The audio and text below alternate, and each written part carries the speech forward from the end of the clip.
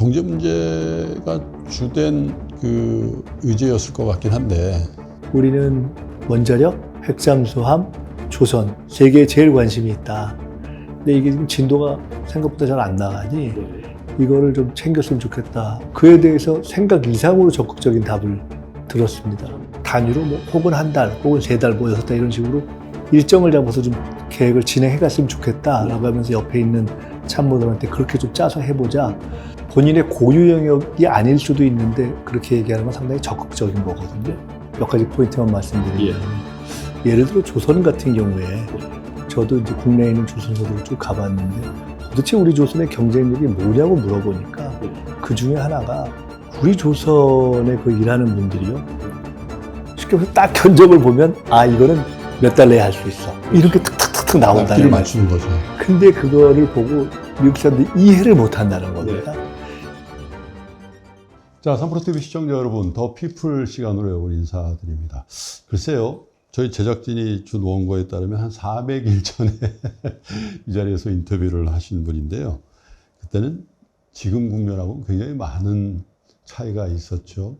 계엄이 있었고, 계엄을 해제하고, 또 계엄에 시동을 건 윤석열 전 대통령을 탄핵하기 위한 여러 가지 일들이 있었는데, 저희 3프로TV도 재작년이 됐네요. 벌써 12월 3일 날 이후에 정말로 이 계엄에 반대하는 많은 분들을 모셨는데 그 중에서도 가장 우리 구독자 여러분들의 열렬한 지지를 받았던 분입니다. 조회수가 그랬습니다. 100만 조회 이상 조회수를 기록하셨는데 지금은 대한민국의 총리가 되신 김민석 총리님을 오늘 모시고 얘기를 좀 나눠보겠습니다. 총리님 어서 오십시오.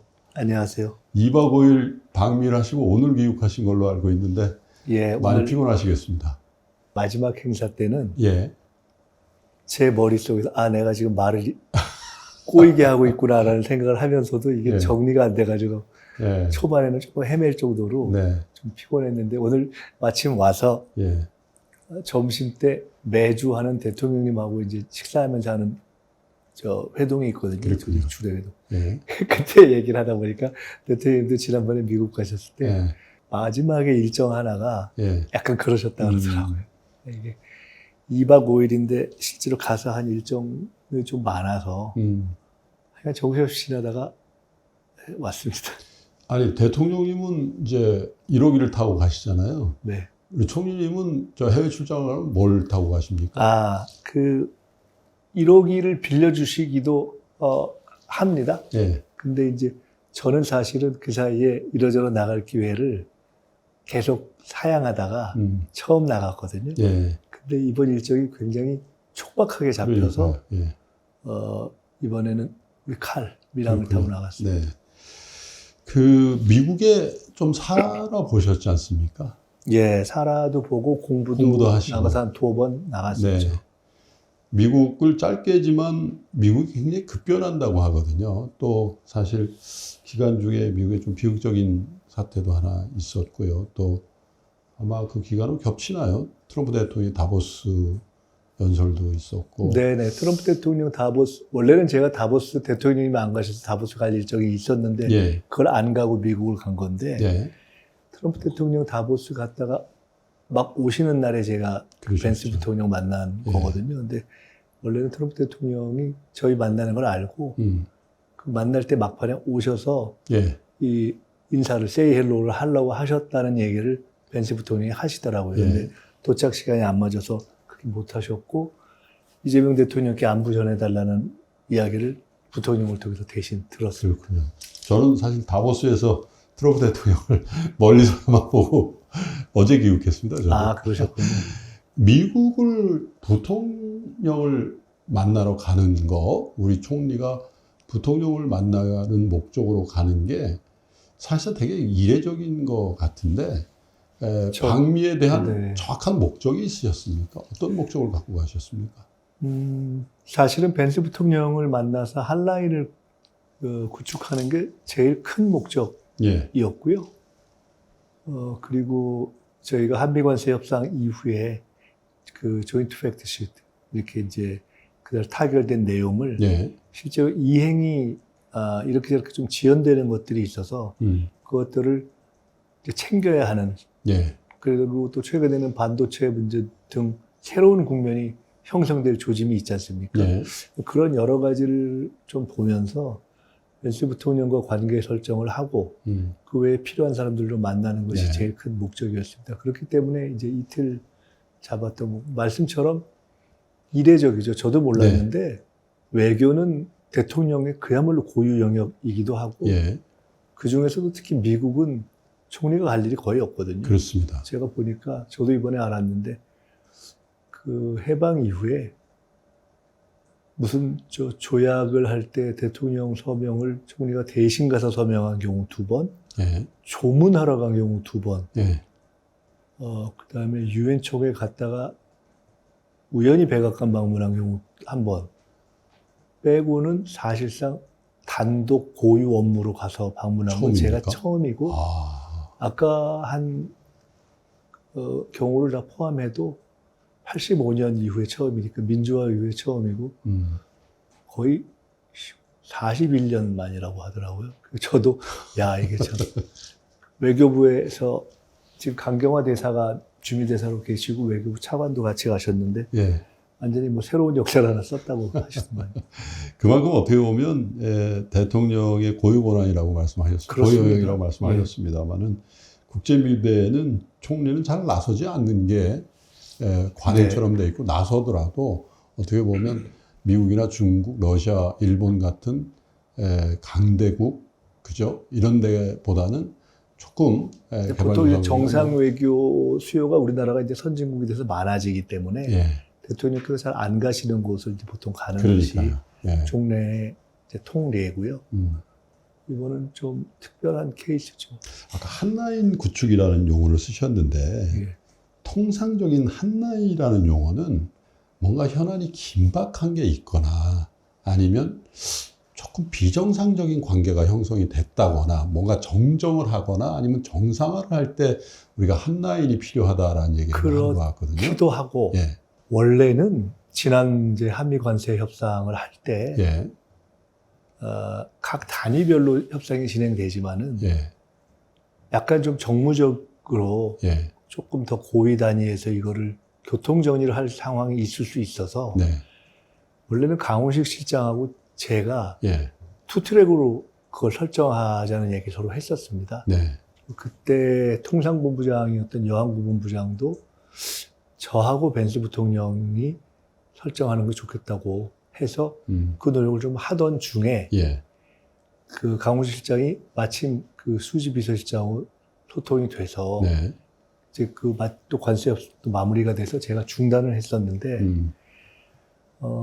그래도 한미 관계 현안이라는 건 지속적으로 있고 예. 또 최근에 조금 새로운 상황들도 이제 생기기 시작하고 해서 이건 여전히 필요하겠다. 게다가 이제 벤스 부통령이 여러 가지로 비중이 있고 또 그 다음까지를 생각했을 때 차기 중에 네, 하나죠. 가장 유력하다고 네. 하죠. 그래서 하는 것이 좋겠다 싶어서 작년 연말부터 다시 이제 접촉을 타진했는데 사실 저는 2월쯤 보는 게 좋겠다고 생각했는데 그쪽에서 사실 갑자기 빨리 연락이 와서 그렇게 촉박하게 됐으니까 꼭 한라인이 당장에 급박한 임무가 생겨서라기보다는 여러 가지 상황에 대비하기 위한 관계 설정의 측면이 있죠. 혹시 새로운 이슈라는 게 최근에 일각에서 미국 일각에서 제기되고 있는 우리 내부의 종교 탄압 문제라든가 혹은 뭐 쿠팡이라든지 뭐 이런 것들에 대한 그런 것은 아니고요. 예. 제가 원래 이제 생각을 해서 예. 벤스 부통령하고 관계 설정이 필요하겠다라고 했을 때에는 지금 관세 협상이 타결된 이후에 반도체 이슈도 새로 나오고 여러 가지 상황이 있지 않습니까? 그리고 최근에 가자 해결 이후에 평화위원회 이런 이슈 예. 나오고 다보스에서도 여러 가지 긴급하게, 이슈들이 나오기 예. 때문에 예. 이거 조금 대응이 필요하겠다 이렇게 생각했던 거고요. 그때 무슨 뭐 종교 문제라든가 아니면은 쿠팡 문제를 염두에 두진 않았습니다. 근데 공교롭게도 네. 이제 이번에 가서 처음 만나서 이야기를 하는 자리에서 나온 여러 가지 이슈 중에 그것이 그러니까 이렇게 오고 간 상호 질문 중에 포함이 된 거죠. 포함되는데 강도는 어떻게 느끼셨어요? 우리 외교 라인에서 벤스 부통령하고 앉아서 얘기해 본 적이 없어요. 그렇죠. 외교부의 누구도 그러니까 대화를 이렇게 섞어본 적이 없어 다들 궁금해하고 얼마 전에 그 젤렌스키 만났을 때 굉장히 화제가 강하게 됐죠. 해서 네, 굉장히 화제가 됐죠. 좀 강한 스타일 아니냐 네. 이런 예측과 평이 있었는데 제가 가기 전에 그 힐빌리의 노래라고 벤스 부토님이 쓴 베스트셀러 있습니다. 그렇죠. 그때 읽어보고 대화를 했는데 제 느낌은 굉장히 정중하게 말하는 어조뿐만이 아니라 네. 저희들이 나눈 이슈들을 대화할 때 한국의 시스템이 이럴 것이라고 생각한다. 매번 그런 것을 전제하면서 굉장히 정중하게 얘기를 풀어서 첫째는 굉장히 정중하네 라는 네. 느낌을 받았고 또 하나는 제가 아까 대통령님한테 말씀드렸는데 이것은 한국에 대한 기본 생각이 반영된 것 같다. 네. 한국의 어떤 무게를 두는 이런 것이. 하여간 그런 정치적인 이유에서건 태도에서건 적어도 그 자리에서는 굉장히 정중했고 그 같이 했던 강경화 대사와 우리 차관께서도 그런 느낌을 받았다고 공통적으로 저한테 말씀을 하셨습니다. 좀 의외였습니다. 그러니까 벤스 부통령이 아시아에서 뭔가 이렇게 정치적인 일정한 저 역할을 하고 있는 사람을 이렇게 스스로 초청해서 만난 건 처음이었으니까요. 물론 초청의 형식이었군요. 형식은 그렇죠. 협의를 해서 만나기로 한 건데요. 네. 그 부통령이나 아니면 하원 의장이 초청하는 형식이 아니면 총리가 갈 수가 없어서 그렇죠. 이게 어렵더라고요. 뭐 경제 문제가 주된 그 의제였을 것 같긴 한데 그 외에 뭐 안보나 군사 네, 자유롭게 여러 가지 얘기를 했는데 처음에 제가 이야기를 하면서는 아까 말씀드렸던 것처럼 우리가 관계 설정을 하는 것이 좋겠다. 네. 그래서 실제로 바로 즉석에서 자기 이렇게 더 바이스 프레지던트 오피스 이렇게 돼 있는 거기다가 본인 전화번호하고 네. 그다음에 우리 지난번 조지아의 그렇죠. 우리 근로자들. 근로자들 비자 문제 때 우리 외무부 장관하고 만나서 문제를 풀었던 앤디 베이커 보좌관이라고 있습니다. 안보 보좌관. 네. 거기 전화번호를 적어서 제가 줬으니까요. 근데 그때 그렇게 관계 설정 한라인 문제와 함께 제가 얘기한 것이 그 관세 협상 후속을 해야 되는데 예. 우리는 원자력, 핵잠수함, 조선 세 개에 제일 관심이 있다. 근데 이게 지금 진도가 생각보다 잘 안 나가니 예. 이거를 좀 챙겼으면 좋겠다라고 했습니다. 그러니까 그것이 주된 거였고 그에 대해서 생각 이상으로 적극적인 답을 들었습니다. 잠수함, 원자력, 핵잠, 예. 원자력, 조선. 마스가죠. 예, 마스가. 요 세 가지가 이제. 근데 제가 이제 그 외에 여러 가지가 있지만 예. 우리는 뭐 관세 협상에서 미국이야 관세 유리라든가 뭐 이런 등등에 관심이 있겠지만 우리는 그 중에서 우리가 앞으로 좀 우리가 플러스가 될 수 있는 것은 그 세 개가 우선이기 때문에 그 얘기를 예. 했죠. 근데 이런 표현을 쓰더만요. 그러니까 일종의 한국에도 그렇겠지만 미국에도 관료적인 잼이 있다. 예. 그래서 시간이 좀 잘 진도가 안 나가는 게 있는데 그 일종의 마일스톤 이런 표현을 쓰면서 각 단위로 뭐 혹은 한 달, 혹은 세 달, 뭐 6달 이런 식으로 일정을 잡아서 좀 계획을 진행해 갔으면 좋겠다라고 하면서 옆에 있는 참모들한테 그렇게 좀 짜서 해보자. 제가 그게 의외였던 이유는 그 실무자들이 잘 하고 있으니까 잘하게 노력하겠습니다. 뭐 이런 정도의 덕담을 할 줄 알았는데 본인의 고유 영역이 아닐 수도 있는데 그렇게 얘기하는 건 상당히 적극적인 거거든요. 네. 그리고 조금 자신 있는 태도고 해서 어쨌든 조금 의외였는데 그런 답을 해서 굉장히 긍정적으로 생각을 했고 그런 내용들을 제가 우리 외교 안보 라인하고도 공유를 했습니다. 핵잠수함, 원자력, 조선 분야에 투자를 매개로 한 한미 간의 협력이 우리 정부의 입장에서 보면 굉장히 중요한 그렇죠. 사안들이고. 근데 우리에게도 중요하지만 미국으로서도 중요한 중요하죠. 거고. 예.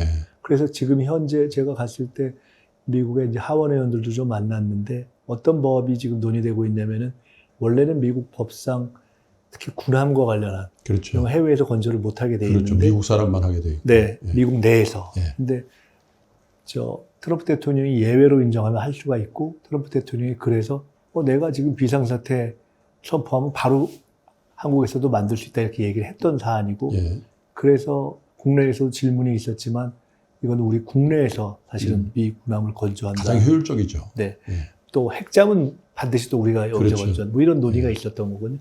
근데 그것을 그 예외를 주기 위한 그런 법도 지금 논의가 되고 있는 것이거든요. 그래서 그 법 좀 빨리 해줘라. 근데 미국은 부통령이 상원 의장을 겸하고 있어서 네. 가령 그런 그렇죠. 등등에 대해서 일정한 역할을 할 수가 있거든요. 벤스 부통령. 예. 뭐 그런 논의도 포함된 것. 저도 현장을 사이트를 몇 군데 가보니까요. 미국 근로자들만 고용해가지고는 초기에 안착시키는데 굉장히 큰 허들이 있을 거다. 이런 얘기들이 많더라고요. 도저히 진도가 나가기 어렵다고 봐야 되고요. 그래서 이제 우리 숙련된 근로자들이 일정 기간 동안 가서 조금 지속적으로 코업을 해줘야 될 거라는 얘기들을 많이 업계에서 하는데 실제로 비자 문제라든지 뭐 조지아 문제에서도 봤듯이 거기에 뭐 2달, 6달 혹은 길게 봐도 1년 가서 될 문제는 아닌 것 같고 상당한 기간 동안에 안정적으로 일할 수 있게 해주고 또 차지해 보면 이렇게 우리가 미국이라는 세계 초강대국에 우리 숙련공들을 파견하고 거기에 살 수 있게 하고 그 2세들이 만약에 거기에 정착하게 해서 그게 10년, 20년 다음에 그 넥스트 제너레이션들이 미국 주류에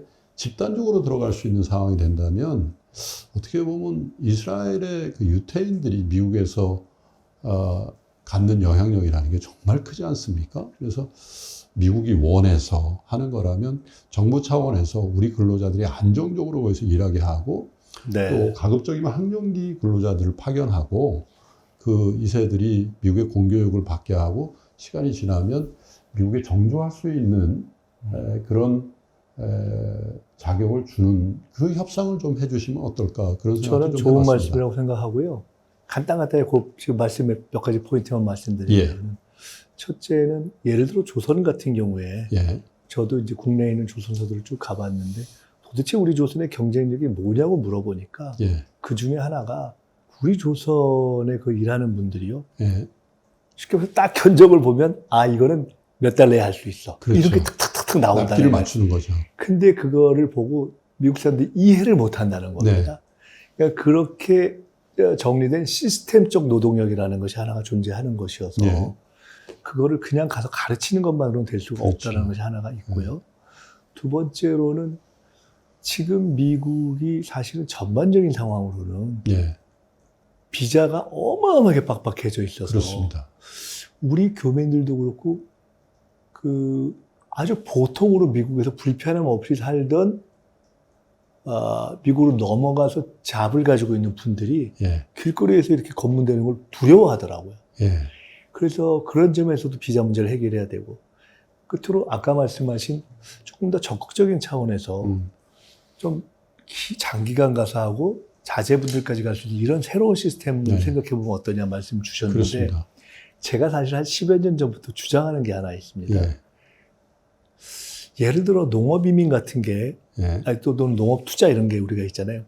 근데 과거에 보면 우리가 꼭 농업 투자를 우리가 식량 안보 차원에서 그 대비책을 세우는 걸 아시아나 아프리카 같은 데 하는 경우가 많습니다. 그렇습니다. 근데 제가 10여 년 전부터 농림부나 농업연구원 분들한테 얘기합니다. 미국 땅을 사라고. 지금 가면 잘 아시겠지만은요, 조지아 같은 데 땅 좋은데, 땅 사면 우리나라 땅값하고 비교하면 100분의 1이면은, 그렇죠. 100분의 1, 1000분의 1이면 땅을 사는 데가 많거든요. 정말로. 거기에 상당 정도 땅을 사고, 농장을 만들고, 거기에 말씀대로 농업 일정한 투자 이민을 하고, 거기에 자제분들 거기서 공부하게 하면, 아시아, 아프리카를 가서 농업 투자 이민을 하는 경우가 미국과 비교가 되겠습니까? 그렇죠. 저는 그런 과감하고 적극적인 작업을 해야 된다고 실제로 생각하거든요. 제 실제로 10년 정도의 주장인데 지금 충분히 가능하다고 봅니다. 이미 그런 여러 가지 방식이 가능해서 결국은 마스가 배 프로젝트는 미국이 절실하게 필요로 하는데 우리만이 가지고 있는 딱 그거잖아요. 그렇죠. 그리고 앞으로 우리의 살 길은 미국이 절실하게 필요한데 우리만이 해줄 수 있는 건 딴 걸 또 만들어내는 거잖아요. 반도체라든가 지금 원자력 같은 것들. 그래서 좀 적극적으로 그런 영역을 개척하고 비자 문제도 풀어내는 것이 중요하다고 보고 당연히 그런 비자 이슈도 제기했습니다.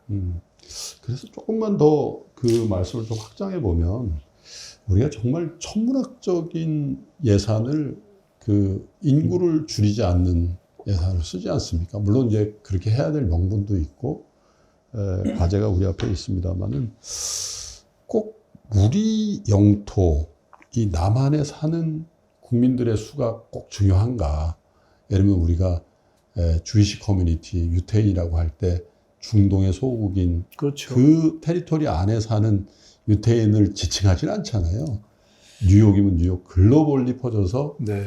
유태인이라는 아이덴티티를 강하게 느끼면서 활동하고 있는 사람을 이렇게 유태인이라고 하지 않습니까? 그래서 이제는 대한민국의 국격이 그런 이제 대한민국인, 한국인으로서 그렇게 살아가는 사람들이 글로벌 네트워킹을 형성하고 네. 모국화에 굉장히 긴밀한 협력 관계를 유지하게 하는 거가 더 현실적이지 않나 그런 생각이 들어서 저는 전적으로 공감하고요. 네. 실제로 저는 그런 비슷한 주장을 꽤 전부터 하는데 네. 말씀처럼 유대인, 주이시는 꼭 그 태생으로 소위 혈연으로서의 어떤 그런 유대 민족만을 뜻하지 않지 않습니까? 그러니까요. 유대적 어떤 가치관이나 이런 걸 가지고 있는 부분이 네. 폭발하는 경우가 있지 않습니까? 길게 보면 이미 한국 사람이라는 개념이 너무 복잡해져 있습니다. 네. 귀하인도 많고 네. 복잡해서. 그래서 저는 그걸 넓힐 필요가 있다고 보고요. 과거에 우리가 야, 한국이 미국의 무슨 51번째 식민지냐? 미국을 비판도 하고 또 한편으로는 자조도 하고 이러던데 제가 얼마 전에 에이펙 때 우리 경제인들한테 이런 얘기를 경주에 가서 한 적이 있는데 미국을 우리가 17개 자치단체면은 18번째 우리 자치단체 중에 하나다라고 생각하고 워낙 우리가 많이 가 있으니까 우리 입장에서 예. 반대로 그렇게 생각하는 정도의 공세적 사고를 해도 될 때가 저는 됐다고 본다. 이미 상호 그렇게 치고 들어갈 수 있으니까. 아마 이제 주신 말씀이 그런 뜻이라고 보고요. 조금 높게 올라가서 보면 네. 공중에 낮게 올라가서 제가 이번에 그 생각을 했어요. 높게 올라가다 보면요. 태평양이라는 강을 그 내해에 두고 있는 그렇죠.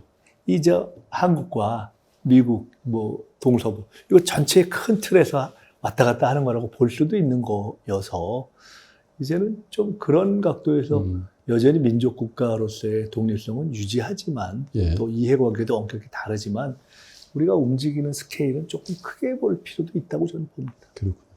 한국 내부 얘기를 좀 이제 해볼까 하는데요. 코스피가 장중이긴 합니다만은 네. 5,000포인트가 넘어가기도 하고 오늘은 코스닥이요. 네. 2004년에 지수 개편을 했거든요. 그 이후로 최고가입니다. 네. 거래량 최고가고요.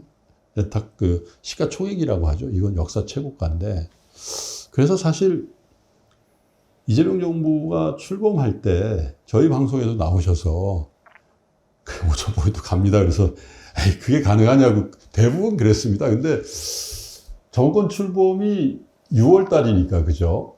지금 어떻게 보면 한 7개월여 정도밖에 안 됐는데 5,000포인트가 된 거예요. 그리고 이제 코스닥도 이제 1,000포인트를 넘어가는 이제 이런 상황이 돼서 사실 여의도에 와 계십니다만은 여의도의 민심은 굉장히 훈훈하고 또 어떻게 하면 이걸 좀 더 장기적으로 지속 가능하게 확장할까에 대한 그런 이제 계획들이 많이 나오는데 어떻게 생각하고 계시는지요? 총리님은 주식이나 이런 건 잘 안 하시는 걸로 제가 안 합니다. 왜냐하면 그러니까. 제가 사유가 있습니다. 예.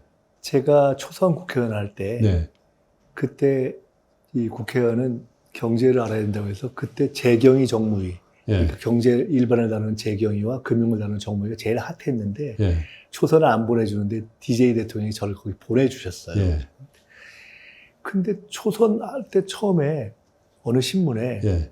제가 주식을 몇만 주를 예. 이렇게 해서 뭘 가지고 있다고 기사가 나와서 네. 너무 황당해서 그때 그걸 갖고 한번 정정을 한 뒤로 난 주식은 절대 안 사야 되는데 사실 우연인데. 그런 일종의 예. 그런 흑역사가 있습니다. 근데 당연히 관심이 있고 그래서 저는 늘 시뮬레이션만 하죠. 관심이 있으니까 주식 관련 책도 많이 사서 보고 관련 종목도 보고 하는데 오늘 흥미롭게도 예.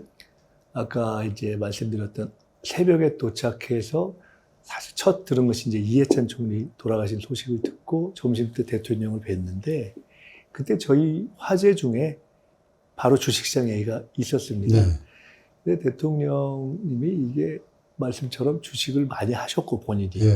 또 본인이 IMF에 탈탈 털려도 보셨고 감이 좋잖아요. 제가 들은 바 아는 공무원 중에 최고 고수신 것 같아요. 웃으시고 본인이 이렇게 탈탈 털렸던 종목도 다 아시고.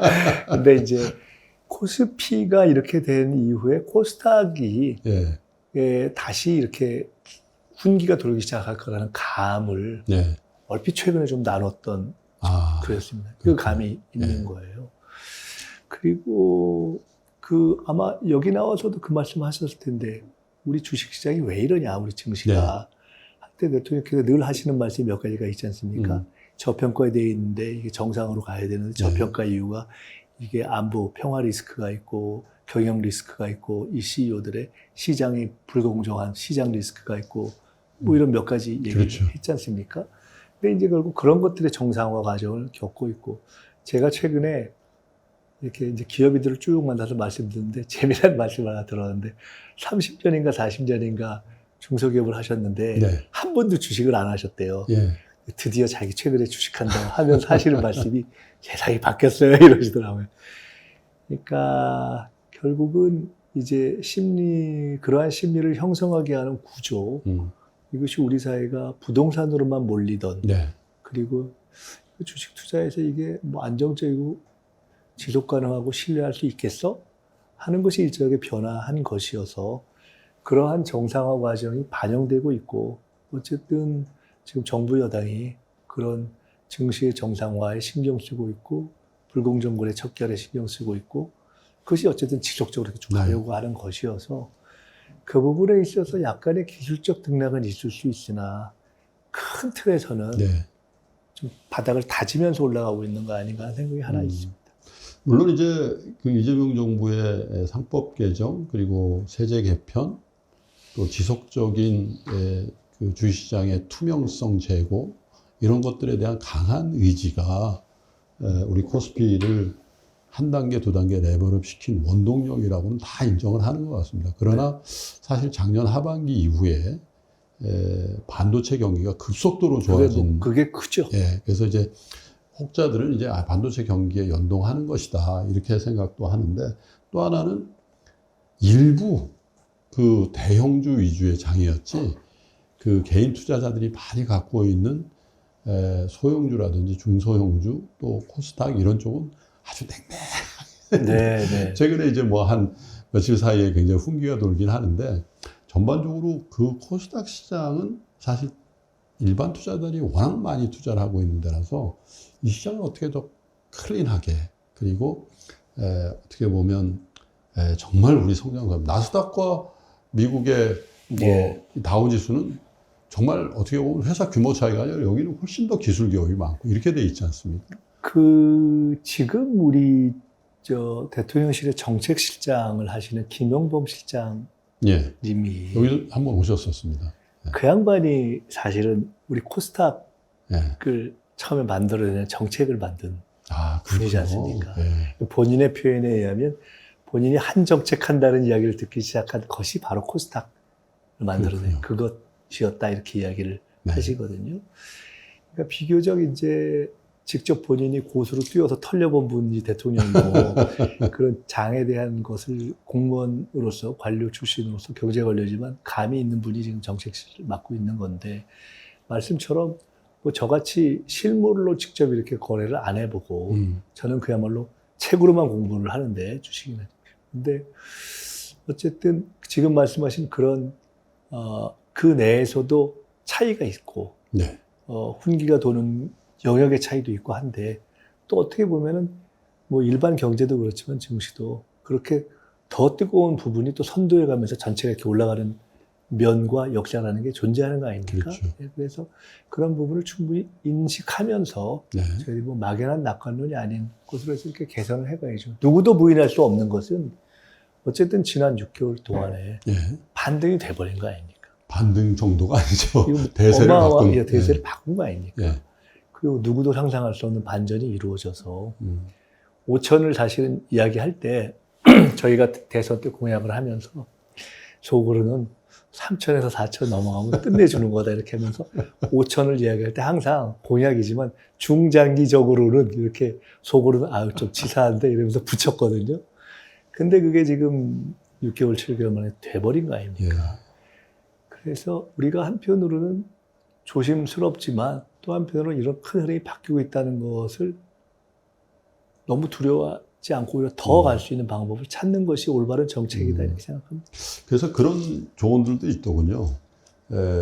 개별 주가가 많이 오르면서 경영자들도 우리 주가가 너무 많이 오른 것 같아요. 뭐 왜 이래요? 이런 얘기를 좀 삼가해야 된다고. 그래서 우리 정부의 뭐 총리님을 비롯해서 공직자 여러분들도 이렇게 가는 거라고 이렇게 말씀해 주셔야지 너무 많이 오른 것 같은데요. 사석에라도 네, 그런 얘기를 좀 그렇죠. 삼가하게. 예. 한편으로는 이러다가 또 조금 또 한번 푹 꺼지 못해 이번 걱정들이 선의의 걱정이 있을 수 있지 않습니까? 그러니까요. 근데 뭐 굳이 우리가 지금 하나의 세계관을 택한다면 선의의 걱정을 과도하게 하는 생각보다는 잘못된 시그널이 될 수 있거든요. 네, 그게 오히려 모험적으로 돌파해가는 네. 것이 필요한 때 아닌가 생각합니다. 그 사실은 주식을 꼭 올려서 경기를 훈훈하게 하고 또 뭐 기업에 자금이 몰리고 이런 것도 의미겠지만 부동산 망국론, 이 부동산이 너무 과하게 올라서 네. 이게 사회를 양극화시키고 젊은 분들을 정말 의기소침하게 하고 여러 가지 폐해들이 있었기 때문에 부동산에서 이 자본시장으로 자금이 건강하게 환류되는 것들에 대해서 굉장히 좋은 정책이다라고 얘기를 했는데 사실상 서울 핵심 지역의 부동산은 잘 안 잡히고 있습니다. 그렇습니다. 그래서 최근에 대통령도 양도세 중과 이거 유예하는 거 이제 종료한다. 이런 굉장히 명확한 입장이 나왔고 더욱더 부동산 쪽에서 자금이 생산적인 쪽으로 환류해야 된다는 그런 정책을 하고 있는데 부동산이 잘 안 잡히는 이유에 대한 그 총리님의 생각은 뭐고 부동산 정책의 방향은 어떻게 가야 된다고 보시는지요? 그건 뭐 특별히 제 생각은 뭐냐 이렇게 여쭤보지 않아도 이미 다 아는 일종의 공리들이 있지 않습니까? 누구도 어떤 정부도 이거 잘 못 잡았다. 어렵다. 둘째로 이게 따지고 보면 큰 눈에서 보면 이른바 지역균형 발전, 네. 수도권 그중에서도 이게 오르는 부분만 오르는 것을 바꾸는 뭔가 중심의 이동이 있지 않으면 사실은 다른 미세 정책 갖고는 쉽지 않다. 네. 해보니까 그러니까요. 그래서 이번에 뭐 광역통합 같은 그런 얘기가 나오는 것도 다 그거고 과거에 혁신도시도 그거고 공공기관 이전도 그거고 다 그거 아니겠습니까? 행정수도 이전도 네. 그거고. 근데 그래서 잘 안 됐지만 그래서 되게 하는 것이 필요한 거죠. 그래서 그런 큰 틀에서의 어떤 균형 정책의 변화가 있지 않으면 사실은 좀 어려울 거라고 보고를 해야 되고요. 그 다음에 뭐 안정적인 공급의 문제겠죠. 근데 솔직히 얘기하면 서울에서 네. 안정적인 공급을 다 계속해서 하지만 지하를 팔 수도 없는 것이고 네. 최선을 다해서 하고 있는 거죠. 할 수 있는 만큼 해야죠. 뭐 이런저런 땅들을 다 모아서. 그것들은 지속적으로 하고. 근데 남는 게 이제 수요 억제라든가 세제 이런 거 아니겠습니까? 근데 이제 세제와 관련한 부분을 엄격하게 이야기한다면 정확하게는 가급적 세제를 가지고 부동산을 변화를 주는 정책으로 삼는 정책 수단을 하는 것은 가급적 안 하려고 하는 게 기본 대통령도 입장이죠. 공약으로 그렇게 얘기를 했죠. 저도 그렇게 생각하고요. 다만 이번에 가령 지금까지 어떤 정책에 있어 세제 관련한 것들과 이런 것들을 유예하는 식으로 쭉 왔던 것들을 정상화란 말씀이시죠? 우리가 국회에서 해보면 그런 게 너무 많거든요. 뭐 이렇게 한시적으로 해놓고 이건 때 되면 유예하겠지. 때 되면 다시 이제 이쪽에 리볼빙 또 하겠지. 그게 이제는 그런 건 좀 정리해야 될 때가 된 것 같다는 생각을 많이 하는데요. 그렇게 그거는 어떻게 보면 원래 하기로 돼 있는 건데 안 하는 것을 그냥 하는 것일 거잖아요. 기존에 있는 제도를 아니 바꾸는 것과는 또 조금 다른 거겠죠. 그렇죠. 그러니까 정상적이지 않은 유예 계속을 하지 않는 것과 기존의 세제의 틀과 세율을 바꾸는 것은 다른 문제이기 때문에 적어도 그런 의미에서의 큰 변화를 주는 세제 개편은 매우 신중하더라도 적어도 아니 또 봐주겠지 또는 뭐 또 이렇게 되겠지 하는 것은 정리를 해가는 것이 맞지 않느냐라고 생각하고 있고 그런 점에서 이번에 더 이상 유예 없다고 한 부분은 그렇게 딱 더 헷갈리지 않게 명확하게 하는 것이 좋다고. 증세는 아니다는 거죠. 그런 거죠. 예. 정상화다. 지선이 이제 얼마 안 남았습니다. 6월이니까 이제 1월 이제 다 갔고 또 설날 연휴가 있고 하다 보면 이제 2월이 지나면 본격적인 당내 경선 뭐 이제 선거 분위기로 지금도 일부 뭐 그렇습니다만은 원래는 유력한 서울시장 후보로 분류가 되시다가 최근에 보니까 총리실에서 그 여론조사에서 빼라고 하는데 왜 안 빼주냐 그런 멘트를 되게 이례적인 멘트가 나왔어요. 최근은 아니고 예. 이미 꽤 됐죠. 그런가요? 예, 저 지난번에 한번 그러니까 사실 초반에 예. 조금 제 일이라 쑥스럽긴 하지만 저만 상대 후보를 이기는 걸로 나오는 조사가 계속 나왔어요. 예. 3번인가 그렇게 나왔더라고요. 근데 제가 전 총리 될 때부터 아니 나는 아니다고 여러 번 했는데 그때까지는 저까지 빠지면 이거 그냥 아예 안 되는 거 아니야? 이렇게 될까봐 김셀까봐 예. 그냥 모른 척하고 있었고 예. 근데 그때쯤부터는 상대 후보가 좀 빠지기 시작하더라고요. 예. 그리고 우리 쪽에 또 괜찮은 후보도 좀 올라오기 시작해서 이때쯤이면 그냥 원래도 안 할 거니까 예. 명확하게 빼달라고 하는 게 좋겠다고 해서 이미 그때 한 2달 전인가 저는 이제 여론조사에 빼달라고 했습니다. 예. 다행히 그때 이후에 그 민주당에서도 예. 여론조사를 하면은 이기는 걸로 나오는 후보들이 이제 나오기 시작해서 뭐 뉴페이스로 정원호 부총장이나 이런 네네네. 분들이 많이 부상이 시작해서 됐죠. 제가 잘 됐다 이러고 이제 저는 빠졌는데 근데 이제 최근에 또 제 이름을 막 넣고 하는 경우가 있어서 네. 그래서 이거 뭐지? 해서 아마 총리실 제가 그때 미국 나가 있을 텐데 제 생각을 아니까 예. 총리실에서 이거 아, 빼달라고 별도로 이번에 지시를 하신 건 아니고 예, 제가 알고 있습니다. 알고 제가 있으니까. 그걸 묻기에 안 한다고 했는데 뭘 자꾸 하냐 하니까 이제 총리실에서 그렇게 그 시차로 제가 미국에서 일정 보내기도 바빠가지고 그걸 일일이 막 기사도 다 체크 못할 때가 많아서 네. 예, 그렇게 된 겁니다. 총리시지만 정치인이시잖아요. 네. 예. 서울시장도 굉장히 중요한 정치적인 입지를 다질 수 있는 그럼요. 자리고요. 예. 서울시장을 안 하신다는 건 총리를 계속 하시거나 아니면 중간에 당으로 돌아가시려는 계획을 가지거나 둘 중에 하나 아니겠습니까? 어떻게 될까 하는 거는 그야말로 저는 뭐 대통령이 임명권자이기 때문에 예. 제 마음대로 사실 말할 수가 없고요. 서울시장은 사실은 저의 오랜 로망이죠. 네. 제가 30대에 서울시장을 나왔는데요. 그러니까 오랫동안 해보고 싶었고 늘 생각하고 사실 생각해 놓은 게 많죠. 예. 정말 서울시장이 된다면 하면 막 너무 해피한 이게 상상이 많이 담겨 있는데 예. 총리가 된 순간에 이게 내 길은 아닌가 보구나 해서 굉장히 저로서는 이 아쉬운 마음을 덜어내면서 정리를 한 겁니다. 마음을. 그리고 지금은 이제 총리로서 나름 잘한 총리가 되기 위해서 최선을 다해야 되잖아요. 네. 그거에 전념하는 것이 최우선이라고 생각합니다. 그리고 나서 이제 서울시장은 그야말로 자기가 원해서 선거에 나가는 거니까 차출이 되든.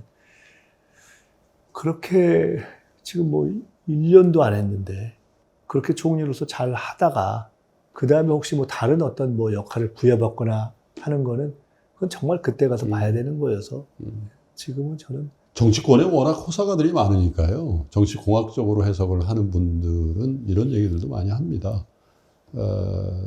청와대와 당 간에 다소의 갈등 관계가 있고 그리고 서울시장을 안 하시는 거는 후보에 나서지 않으시는 거는 다음 당대표를 하시는 게 여권 내부의 컨센서스가 아닌가 뭐 이런 분석들도 있더군요. 서울시장이 제 로망의 하나였던 것처럼 예. 제가 민주당에서 성장했고 민주당을 사랑하는 사람이 제 몸처럼 사랑한다는 표현을 늘 쓰는데 그러니까 민주당의 당대표라는 건 굉장히 자랑스러운 저희 같은 사람한테는 네. 그 역사에 이름을 올린다는 건 자랑스러운 일이죠. 그렇기 때문에 당연히 그런 로망이 있죠. 아마 따져보면 제가 한 번도 정치인으로서 될 거라고 생각 못 해봤던 자리가 지금 하고 있는 자리입니다. 총리. 국무총리라는 건 제 인생에서 제가 할 수 있을 거라고 또는 그걸 임명받을 거라고 생각을 못 해본 거니까요. 네. 당연히 그런 데 대해서도 로망이 있고 그렇게 된다면 해보고 이렇게 당을 이런 방향으로 가도록 하는데 역할을 했으면 좋겠다는 생각이 있죠. 아까 말씀드렸듯이 그 또한 이제 저도 세상이 자기가 꼭 욕심을 낸다고 되는 것이 아니다 하는 것 정도는 알 만큼 조금 이렇게 바닥을 굴러가지고 제가 그렇게 막 이렇게 꼭 욕망의 정치로 뭘 풀려고 하는 편은 아닙니다. 아마 시청자들이 지금 총리께서 말씀하시는 바닥을 굴렀다는 그 의미가 뭔지 잘 아실 것 같긴 하네요. 제가 18년 동안을 2002년에 서울시장을 떨어진 다음에 3선 의원으로 돌아온 게 2020년. 그렇죠. 최연소의 기록을 남겼고 최장기 야인의 기록을 가지고 있습니다. 그래서 18년 동안 굴러보니까 이게 세상이 꼭 자기가 꼭 하려고 되는 건 아니구나 이렇게 생각합니다. 시대와 또 본인의 의지가 어느 지점에 교차가 돼야 네. 조국 혁신당과의 그 합당 얘기가 당에서 조금 급작스럽게라는 표현이 네, 맞을 것 네. 같은데 나왔고 그게 사전에 조율되지 않았다라는 보도들이 많이 있었습니다. 사전에 알고 계셨습니까? 그날 그런 방식으로 발표될 거다 하는 거는 몰랐습니다. 네. 근데 다만 저는 오래된 음, 그리고 원래부터 그리고 원칙적인 민주 대통합론자입니다. 네. 그래서 저는 원래부터 사실은 조국 혁신당이 민주당과 다른 정당으로 딱 존재해야 될 만큼의 차별성을 잘 발견 못하는 사람입니다. 예. 그리고 원래 조국 혁신당의 출발도 따지고 보면 조국 대표가 딱 민주당에서 정치를 하기가 마땅치 않은 환경 때문에 어쩔 수 없이 만들어진 측면이 사실이 있지 않습니까?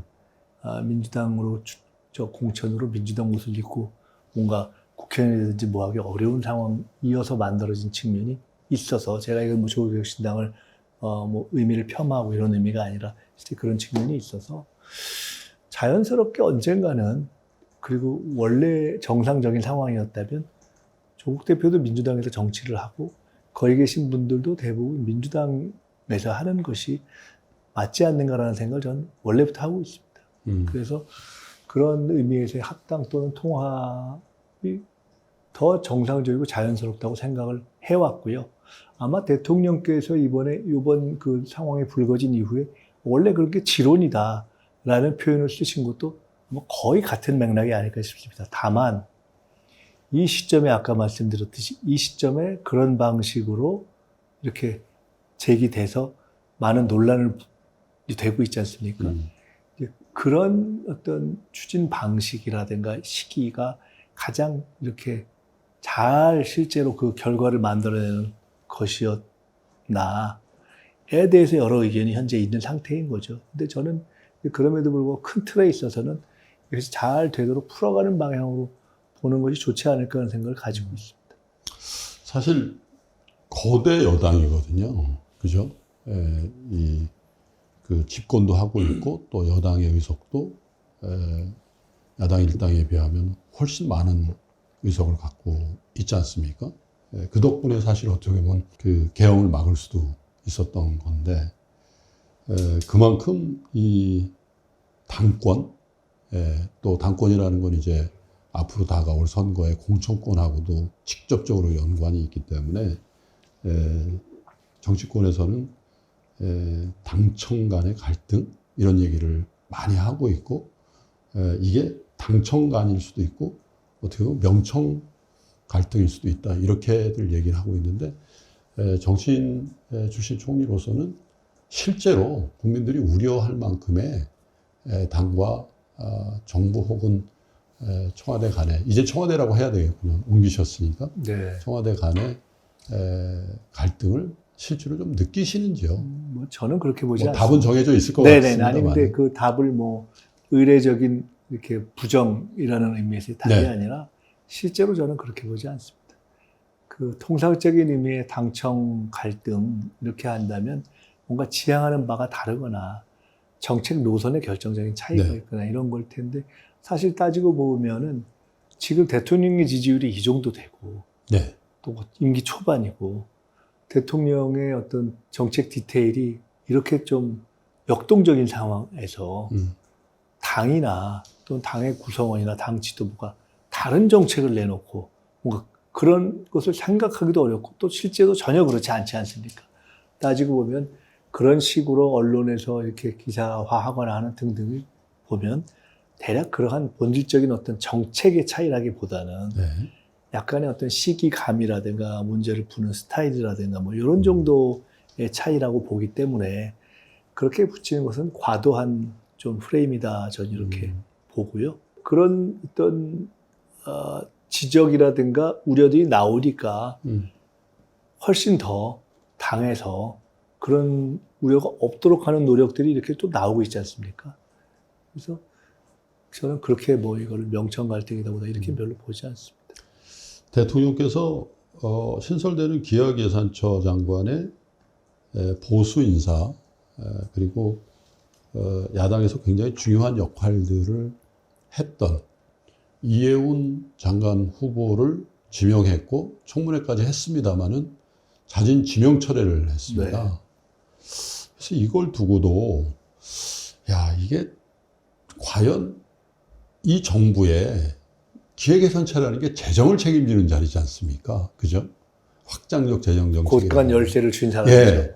근데 과연 이 조합이 정부의 아이덴티티에 맞나? 아무리 이 협치를 하고 뭐 네. 포용을 한다고 하더라도 그 자리에 꼭 이해운이라는 사람을 그게 참 예. 그러니까요. 결과가 이제 잘 안 됐기 때문에 그건 참 예. 속쓰린 건데요. 예. 저도 그런 지명이 된 후에 그래도 잘 풀렸으면 좋겠다는 생각이 있었고 예. 근데 왜 그 정도라든가 역량에 있어 그 이상 할 사람이 없겠습니까? 이 현재의 여권, 정부 여당들이. 예. 근데 또 동시에 그럼에도 불구하고 이해운 지명을 할 만큼 예. 뭐 같은 값이면 조금 더 이렇게 한번 통합이라든가 포용의 폭을 넓혀보면 어떨까 하는 그런 대통령의 기대가 고심과 기대. 작동했던 예. 거죠, 사실은. 예. 근데 그게 이제 이번엔 안 맞은 거죠. 예. 속쓰리죠.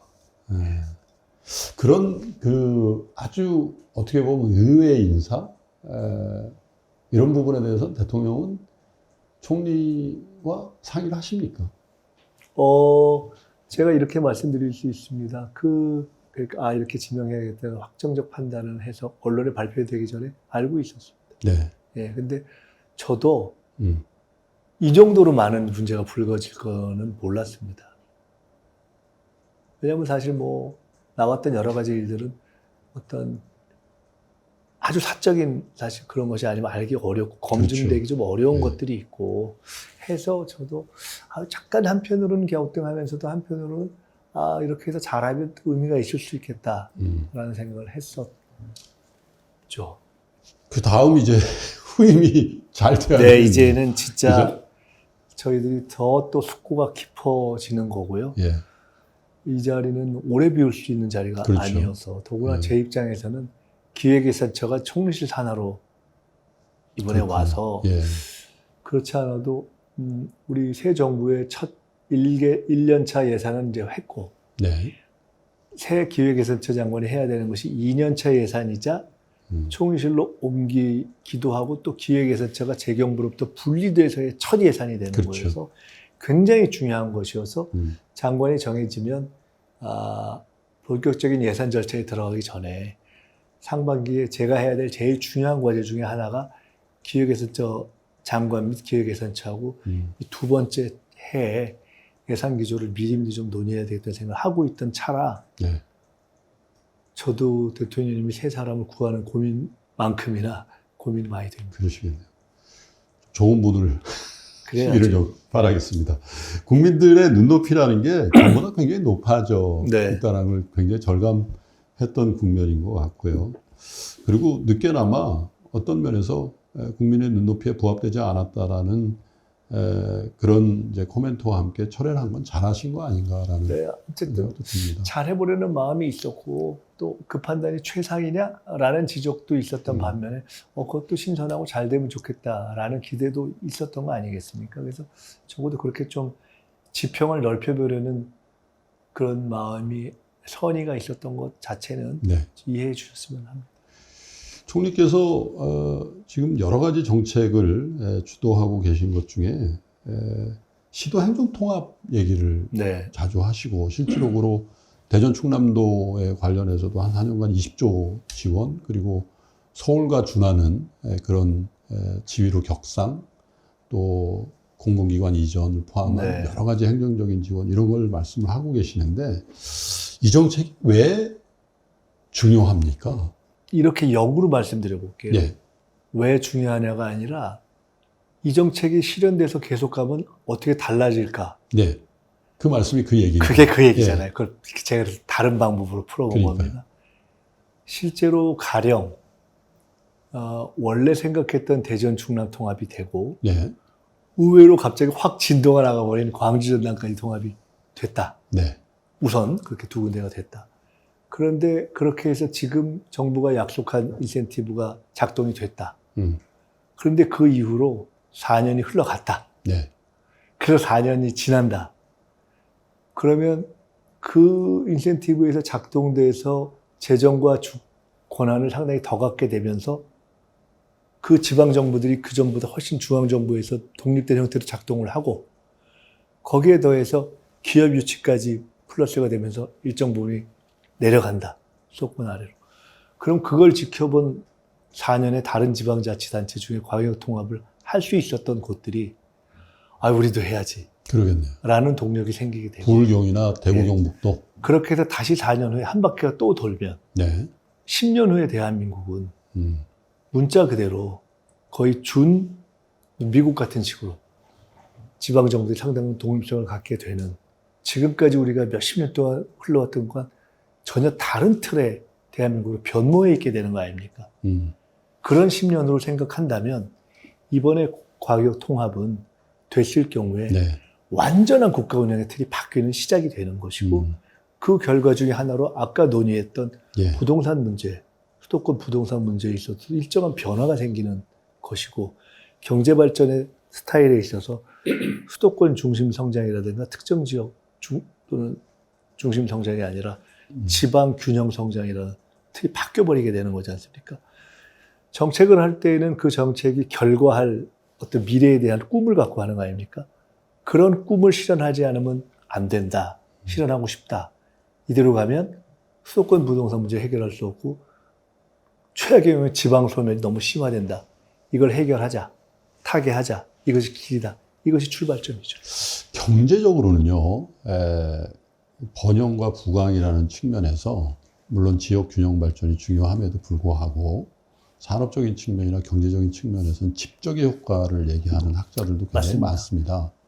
근데 최근 들어서도 이제 뭐 지선의 영향이겠습니다만은 용인 클러스터의 일부를 새만금이나 타 지역으로 물론 이제 명분이 있습니다. 네네. 뭐 전력 문제라든지 뭐 용수 문제라든지 이런 것들인데 이런 논의들이 있었고 어느 정도 정리가 됐습니다만 앞으로도 지역 균형 발전과 또 중앙 집권적인 집적의 효과로 인한 번영이라는 그 사이의 간격을 채우려는 어떤 시도들도 굉장히 많이 있을 것 같아요. 당연합니다.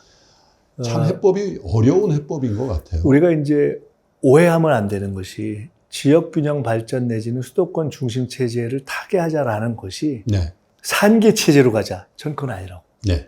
그야말로 모든 시군에 막 똑같이 해서 다 이것저것 다 해보려는. 예를 들어 우리가 바이오가 앞으로 미래다 하니까 바이오 클러스터를 만든 시도를 하는데 바이오 클러스터가 5개, 10개, 그렇죠. 20개 다 해서 다 안 되는 상황이 되거든요. 예.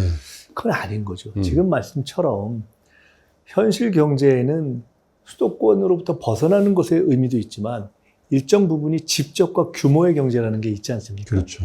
그러니까 현실은 가령 수도권에 100이 있었다면 그것에서 처음에 시작은 20, 30 정도가 갈 때 그 30을 3으로 다 띄어거나 1을 30개가 아니라 네. 일정 지역의 경우에 따라서는 15, 15 이렇게 집적된 분산을 전략이 불가피하다고 저는 봅니다. 그렇게 하는 것이 광역권이라 할지라도 거기를 또 끌어갈 기관차가 필요하지 않습니까? 그렇게 해서 또 되면 조금 더 분산되는 그러한 지혜는 필요하다고 보고요. 완전히 그냥 다정부주의처럼 다 흩어놓자 이건 아니라고 생각합니다. 그 점을 말씀 주신 것을 반드시 생각해야 하고 그것이 혹시 광역통합이 돼도 가령 이런 것도 있죠. 예산을 지방에 많이 내려보낸다고 할 때 그 내려보내는 예산이 아유 이참에 우리 50년 동안 묵은 수건으로 요 앞에 다리 놓자 이렇게 쓰면 말이 안 되는 거죠. 지금까지 그런 경우가 많습니다. 그래서 적어도 그렇게 하면서 어떤 가이드라인을 명확하게 붙여야 되겠죠. 당연히 그런 고민을 해야 된다고 생각합니다. 알겠습니다. 아까운 분이 돌아가셨습니다. 너무 일찍 네. 돌아가셨는데 이해찬 평통수석 부의장님이 그것도 객지에서 운명을 하셔서 국민들도 굉장히 애석해하고 정치권에서 특히 더불어민주당에서는 정말 상징적인 분이시기 때문에 아까 들어오시면서도 계속 그 관련해서 통화를 하신 걸 들었습니다. 생전에 이해찬 부의장님과는 어떤 연을 맺고 계셨습니까? 네, 제가 서울대 사회학과 10년 선후배 사이입니다. 10년 더 나시는. 네. 뭐 그렇기도 하지만 사실은 이제 그것보다는 정치를 하면서 이해찬 전 총리께서도 이제 제야 민주화운동 출신이고 그래서 저는 우리 사회에서 민주화운동 출신으로 국회의원 된 분들은 다 이해찬 총리 덕을 봤다고 생각합니다. 왜?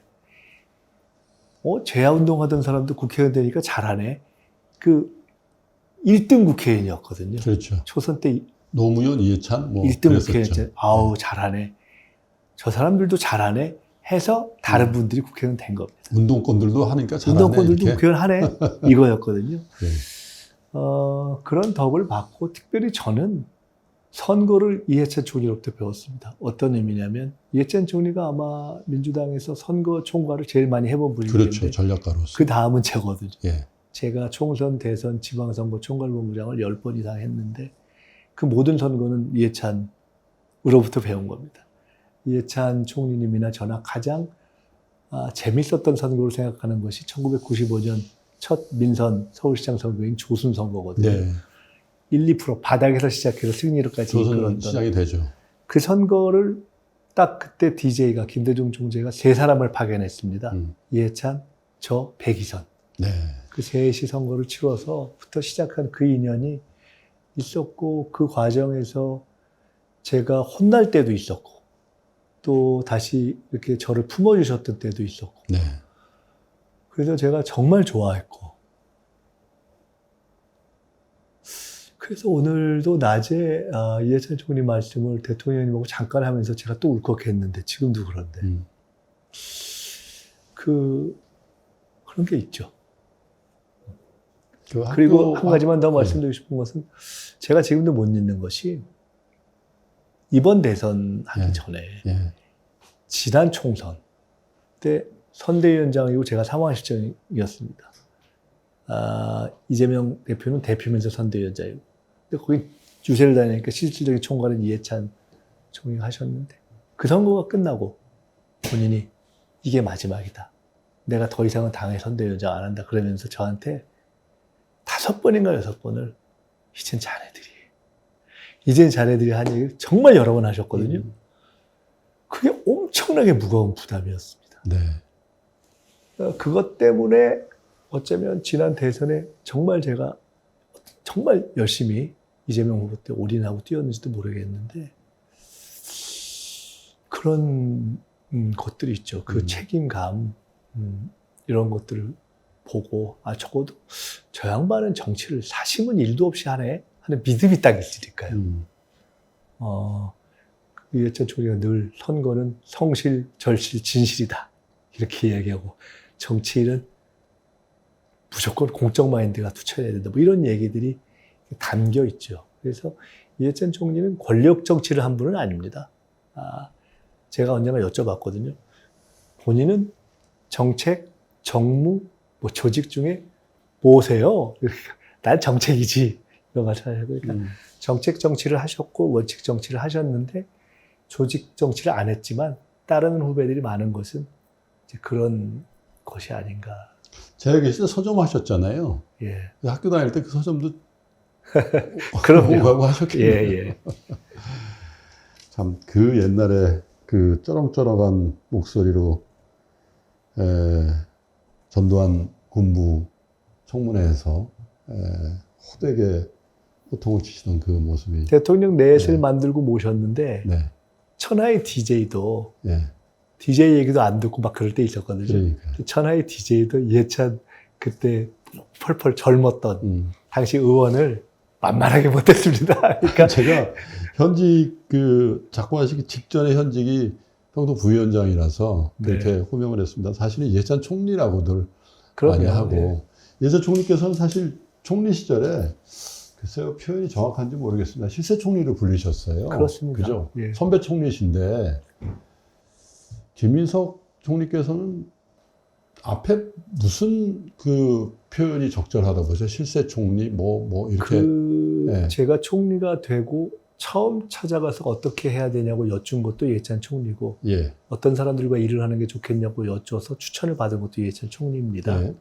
근데 제가 처음 시작한 새벽 총리라는 애칭으로 뭐 저 스스로도 그게 좋아서 시작했습니다. 일찍 일어나서 열심히 하고 하는 부지런히. 근데 제가 최근에 그런 생각을 하고 있었는데 마침 이 총리께서 그렇게 되셔서 제가 어제 오늘 정말 무거운 마음으로 생각을 하는데 최근에 네. 생각하고 있는 것은 책임감을 더 무겁게 하고 해야 되겠다. 제가 할 수 있는 책임을 다하는 총리가 돼야 되겠다. 흔히 이야기하는 책임 총리 뭐 이런 의미의 책임 총리가 아니라 정말 책임감을 깊게 느끼는 총리 역할로 이제는 제가 저 스스로의 기여를 한 단, 두 단 높여야 되겠다고 생각하고 있습니다. 중위법으로 듣겠습니다. 아니 뭐 중위법이라기보다 요새 가장 많이 생각하고 있는 것이 그 화두입니다. 총리 공간이 삼청동이시죠? 네. 청와대가 되면서 좀 편해지셨겠네요. 조금이라도. 예, 그렇습니다. 예. 총리 공간에는 하루에 몇 시간이나 머무십니까? 뭐 자는 시간 하고 근데 이제 공식적인 행사들도 좀 네, 있고. 행사들이 예. 있고요. 뭐 일찍 나와서 늦게 들어가니까. 네. 근데 요새는 가급적 공간에서 예. 저 외부분들을 모셔서 식사도 하고 대화하려고 하고 있고 특히나 야당 의원들 가급적 많이 모시려고 하고 있습니다. 대통령하고 연배 비슷하시죠? 같죠. 그러니까요. 학번도 같고. 어떤 분이 총리께서 보실 때 어떤 분이 더 체력이 강하세요? 체력. 예. 뭐 대통령은 두 분 다 워커홀릭으로. 예. 저희 다 워커홀릭 비슷한 것 같은데 저는 우리 이재명 대통령 체력은 정말 강철 체력인 것 같습니다. 예. 멘탈이나 피지컬이나 다 강철 체력 같습니다. 예. 제가 이 얘기를 대통령한테 한번 드렸는데 마침 이해찬 총리 얘기가 나왔으니까 저는 사실은 이해찬 총리하고 노무현 대통령께서 거의 동갑 그러시죠. 전배 예. 비슷하셨거든요. 제가 총리가 되고서 마음을 내가 이해찬 총리가 노무현 대통령을 이렇게 바라보고 일하고 모시듯이 해야 되겠다 하는 마음으로 이재명 대통령을 대하고 바라보거든요. 하여간 그래서 여러 가지로 제게는 오늘 참 이해찬 총리가 돌아가시니까 참 그렇습니다. 네. 이 인터뷰를 끝나고 또 관련해서 네. 또 가셔야 될 것 같아서 마지막 질문 드리고 이 정도에서 예. 인터뷰를 마감을 할까 하는데 6월 초니까 뭐 한 7개월여 이제 이재명 정부가 굉장히 오래된 것 같습니다. 네. 그런데도 이제 반년 조금 넘었고 일은 뭐 6개월치보다는 굉장히 많이 했죠. 하셨죠. 예. 예. 총리직을 수행한 지도 그 정도 되셨는데 지난 7개월여 이재명 정부가 여러 가지 일을 하셨습니다마는 이게 이재명 정부의 정책적인 측면에서나 여러 가지 국민들을 위한 가장 핵심적인 과제였고 앞으로는 어떤 가장 중요한 과제를 국민들에게 알리고 싶으신지요? IMF 때 김대중 대통령이 대통령이 되셨는데 네. 평생의 꿈이 복지국가 평화 이런 거였습니다. 근데 초반엔 IMF 극복만 하셨어요. 그러고 나서 비로소 평화, 복지국가 이런 걸 하셨습니다. 네. 제가 이재명 대통령께도 초반에 그런 말씀을 드린 적이 있습니다. 평생의 꿈이 많은데 원치 않게 외교와 한미 관세 협상에 집중을 하시게 될 것이다. 그리고 그렇게 됐습니다. 근데 사실은 정말 걸출하게 네. 사실은 해냈죠. 그렇게 해서 우선 완전히 이 나락에 갈 뻔했던 내란 극복, 외교 문제 해결로 정상화의 기틀을 잡았다고 봅니다. 이제 저는 비로소 출발점에 어떤 의미에서 다시 섰다고 생각하기 때문에 이제 긴장하고 성과를 내는 거에 올해는 올인해야죠. 그래서 저도 그런 의미에서 아까 책임감이라는 단어를 쓴 것이 이제는 정말 이렇게 헌법과 법률에 따라서 총리가 해야 할 최선을 다하면서 다음 업무 보고, 예고된 업무 보고가 6개월 후거든요. 6개월에 한 번씩 하죠. 이게 원래 1년에 한 번 하는 건데 이걸 6개월 후에 하겠다니까 지금 완전히 으악! 이거든요. 지금 우리 모두가. 그래서 제가 6개월 후 업무 보고 때는 네. 진짜 성과가 확연하게 이런 것들이 나타났다라고 할 수 있게 전 분야를 아주 깊게 챙겨야 되겠다는 생각을 하고 있고요. 아까 말씀드렸듯이 6개월은 일단 정상화의 기틀을 잡았습니다. 이제 모든 분야에서 성과를 내겠습니다.